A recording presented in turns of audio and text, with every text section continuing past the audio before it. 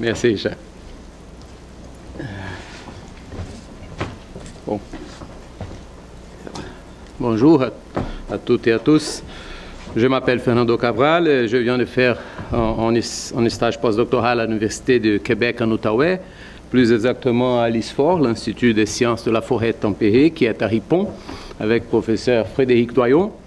Et je viens donc vous présenter des premiers résultats de notre travail de recherche. Dans cette étude, on va discuter de la question de la vulnérabilité de l'accès au territoire forestier dans un contexte de changement climatique à l'aide d'un outil pour l'évaluation des risques de débris des infrastructures du drainage routier qu'on a développé. Dans cette présentation, j'introduis d'abord la question de drainage routier en territoire forestier avec une caractérisation du projet Les Bourdons, du réseau canadien de forêts modèles et la question de risque de débris des infrastructures. Je vous présente ensuite notre modèle, la méthodologie pour son développement. Et je vous montre comment on a fait la caractérisation du drainage pour une zone pilote, pour passer enfin à une analyse de risques et vulnérabilité avant de vous présenter nos conclusions. Voilà le projet Le Bourdon, objet de plusieurs études à l'ISFOR, et où on a identifié la question de la vulnérabilité de l'accès au territoire comme un enjeu prioritaire pour les communautés et les usagers de la forêt. Et on a choisi une zone pilote au cœur de ce territoire forestier. Voilà. Oh, excusez-moi. C'est l'autre. Pour développer et tester notre modèle. La complexité de la gestion de l'accès au territoire reste évidente dans ces chiffres du projet Les Bourdons. On peut remarquer d'abord que c'est un territoire d'à peu près 10 000 km² avec 15 000 km de chemin. Ça donne une densité de chemin très élevée. Et aussi, la connaissance des ponts et ponceaux sur le territoire est très limitée. D'un total estimé d'11 500 traverses, on n'a que 2 500 traverses sur la base des données disponible actuellement pour la gestion du territoire. Cette caractérisation, comme on peut observer, se reproduit assez bien dans la zone pilote.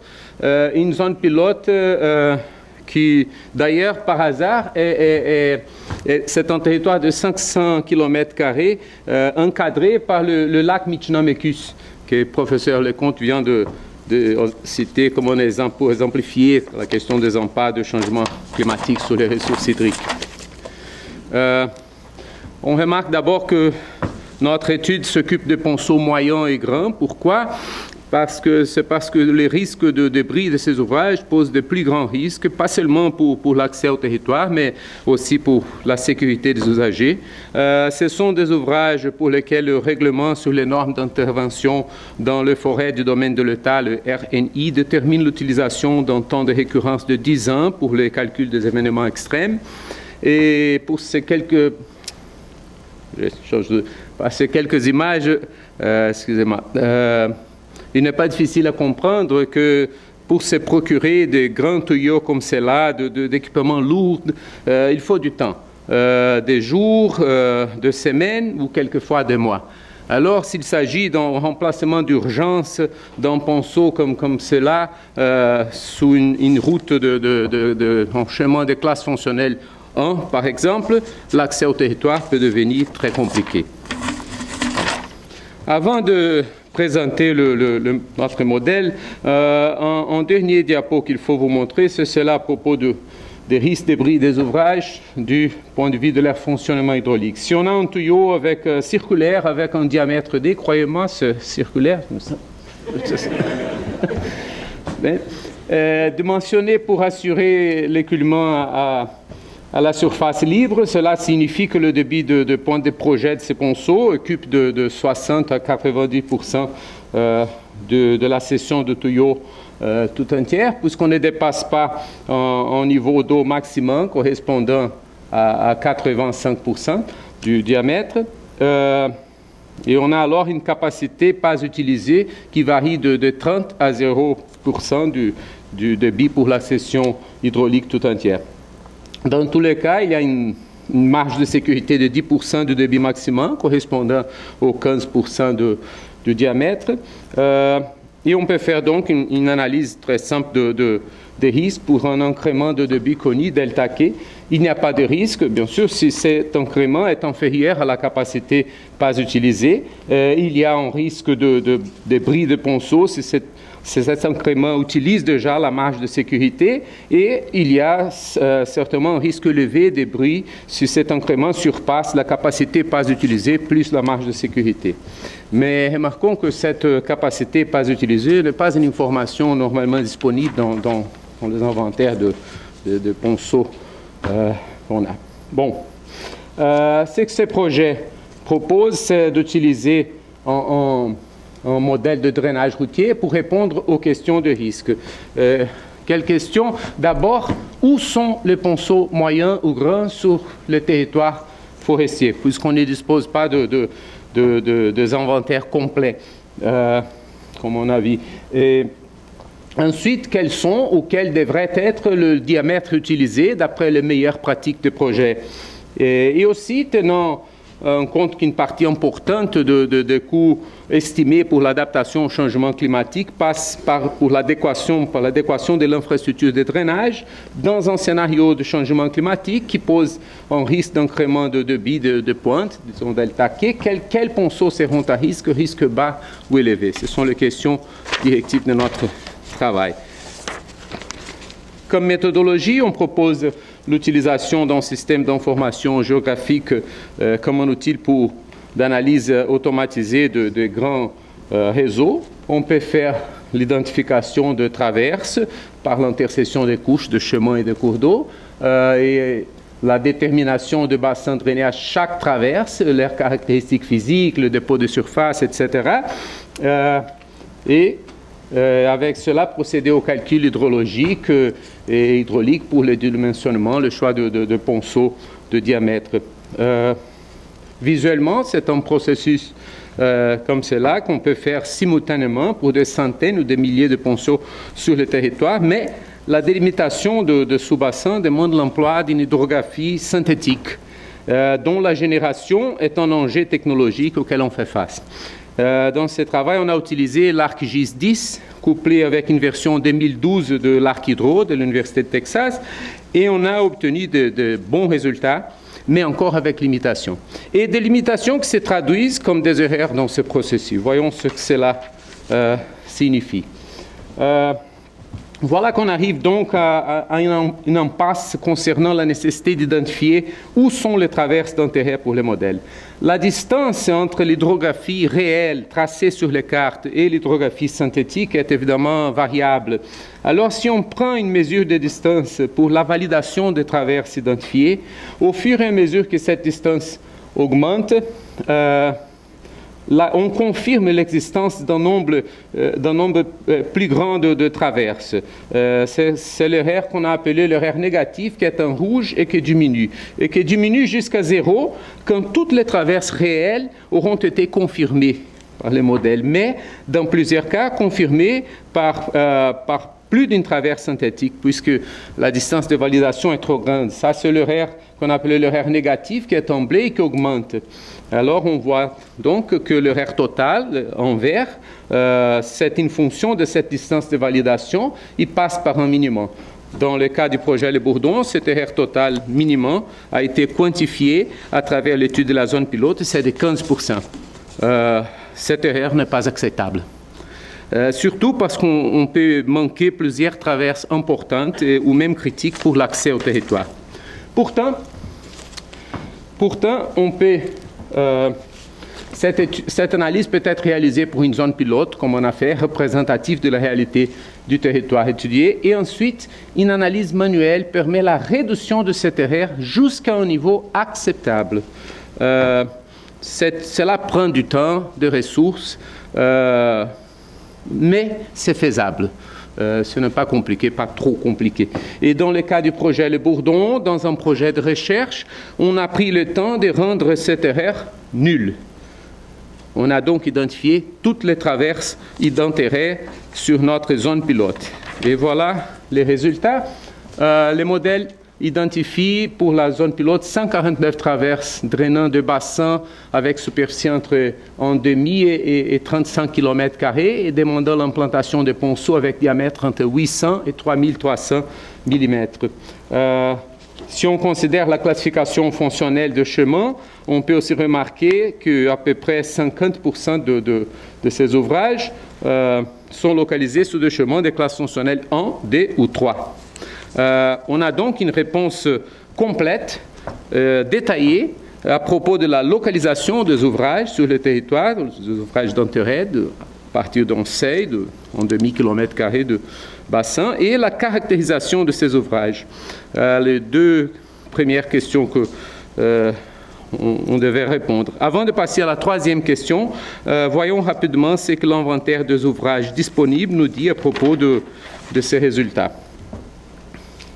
On observe que la relation entre le plus grand débit admissible à travers les tuyaux existants, le tuyau sur le terrain, et le débit des pointes théoriques calculé par les modèles d'après la norme, cette relation-là présente une certaine corrélation avec le diamètre sur le terrain. Et qu'à peu près 50% de ponceaux qu'on y trouve sur le terrain seraient sous-dimensionnés. Ce sont des aspects très importants qui manquent dans le plan pour l'adéquation de l'infrastructure. Et je ne parle pas encore de l'adaptation au changement climatique, mais seulement de plans d'aménagement et de maintien de l'accès au territoire. Pourtant, il faut remarquer que l'inventaire ne contient d'informations que pour 24 du total de 149 traverses d'intérêt, d'où l'importance de réaliser un travail de validation complémentaire sur le terrain. Passons enfin à l'analyse de risques et vulnérabilité. On peut, selon la recherche du professeur Maillot et son groupe de chercheurs là au INRS qui ont analysé le comportement des précipitations extrêmes intenses au Canada et au Québec, face au scénario prévu par le climatologiste dans leur modèle, le temps de récurrence de ces événements au Québec méridional peut être réduit de 50%. En utilisant les stations IDF autour du projet Le Bourdon, ce scénario résulte dans une augmentation de débit de pointe de 15%.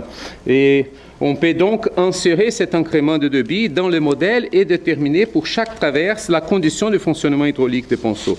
Déterminer si le marge de sécurité des ouvrages serait suffisante ou pas dans un contexte de changement climatique. Et voilà.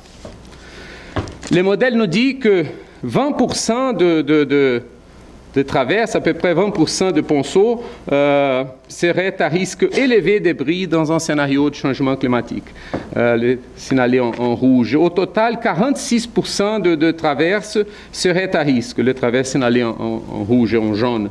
Et remarquons que cela correspond à une situation, à une classification où tous les ouvrages seraient d'accord avec la norme, ce qui n'est pas vraisemblable, et que effectivement la validation avec les données disponibles dans l'inventaire que je vous ai montré, je viens de vous montrer, nous confirme que ce n'est pas vrai.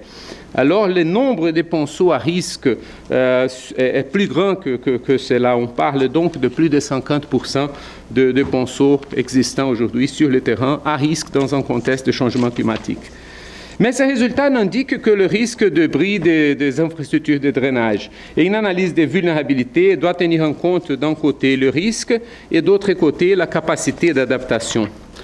Professeur Frédéric Doyon et son groupe de chercheurs à l'ISFOR, qui étudie depuis quelques années la vulnérabilité du secteur forestier et sa capacité d'adaptation au changement climatique, a présenté au symposium du consortium Uranos l'ensemble des travaux de recherche qu'on a développés dans cette perspective.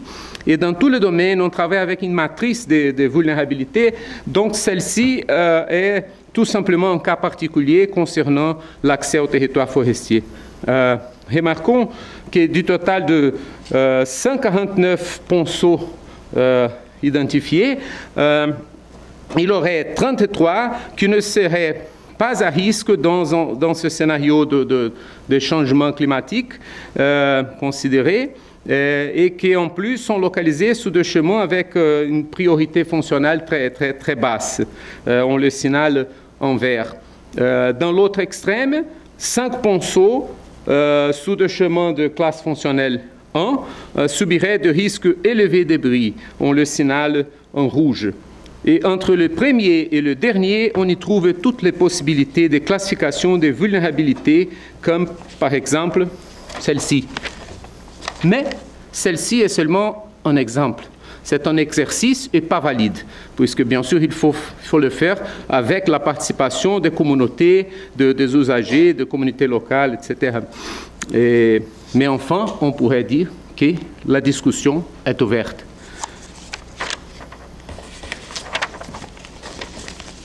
Bon, en conclusion, l'évaluation des risques de bris de ponceaux en utilisant le modèle proposé est basé sur le dimensionnement exigé par la norme, avec la méthodologie, les critères de sécurité exigés par la norme. Le travail de validation a identifié une tendance très bien établie de sous-dimensionnement d'à peu près 50% de ponceaux qu'on y trouve sur le terrain. Cette situation pose évidemment des risques inattendus, même dans un scénario de base avec les conditions présentes du climat. Et dans un scénario de changement climatique, le risque serait encore plus élevé que cela indiqué par les modèles. Quand même, cette classification des risques présentés, couplée avec la classification fonctionnelle de schéma, crée déjà des conditions pour une discussion à propos de la vulnérabilité de l'accès au territoire dans un contexte de changement climatique, comme je viens de vous montrer.